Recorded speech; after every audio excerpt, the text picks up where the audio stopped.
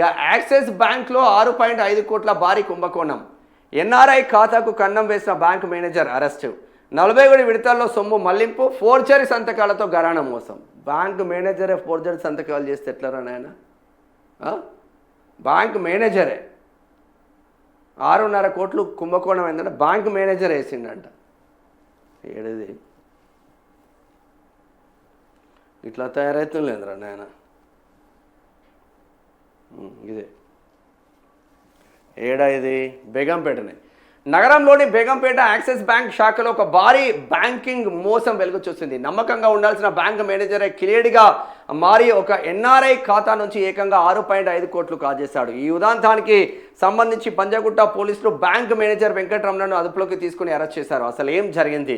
పోలీసుల కథనం ప్రకారం బేగంపేట యాక్సిస్ బ్యాంక్ బ్రాంచ్లో ఖాతా ఉన్న ఒక ఎన్ఆర్ఐ వినియోగదారుడిని లక్ష్యంగా చేసుకొని ఈ మోసం జరిగింది. బాధితుడి సంతకాన్ని ఫోర్జరీ చేసిన మేనేజర్ వెంకటరమణ ఎవరికి అనుమానం రాకుండా పక్కా ప్లాన్తో వ్యవహరించాడు. ఒకేసారి కాకుండా ఏకంగా 41 విడుదల వారీగా 6.5 కోట్ల మొత్తాన్ని ఇతర బ్యాంకులకు మళ్లించాడు. బాధితుడికి తెలియకుండానే, కనీస అనుమతి లేకుండానే ఆయన బ్యాంక్ ఖాతాను మేనేజర్ క్లోజ్ చేయడం గమనార్హం.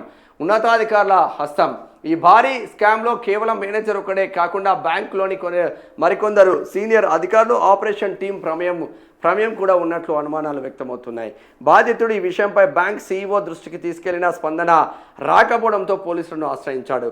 మరికొంతమంది బాధితులు కేవలం తన ఖాతా నుంచే కాకుండా అదే బ్యాంకులోని ఇతర ఖాతాదారుల నగదును కూడా మాయమైనట్లు బాధితుడు తన ఫిర్యాదులో పేర్కొన్నారు.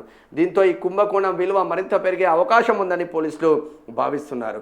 పంజాగుట్ట పోలీసులు బ్యాంక్ మేనేజర్ వెంకటరమణను అరెస్ట్ చేసి విచారిస్తున్నాం. నగదు ఎక్కడికి మళ్ళింది, ఇంకా ఎవరెవరి ప్రమేయం ఉంది అనే కోణంలో దర్యాప్తు చేస్తున్నారు.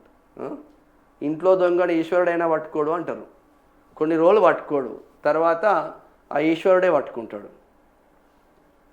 వాడికే బ్యాంక్ అప్పయ్యే నువ్వు బ్యాంకు నడుపురా నాయన, నువ్వే మేనేజర్వా, నువ్వే కింగురా అంటే వాడు ఎన్ఆర్ఐలో బయట కంట్రీలో ఉన్నాడు కదా, వాడు వచ్చి ఇక్కడ ఏం బీకుతాడు? ఇక మెల్లమెల్లగా 6.5 కోట్లు కథం పట్టించేసి వాడి అకౌంటే క్లోజ్ చేసిండు.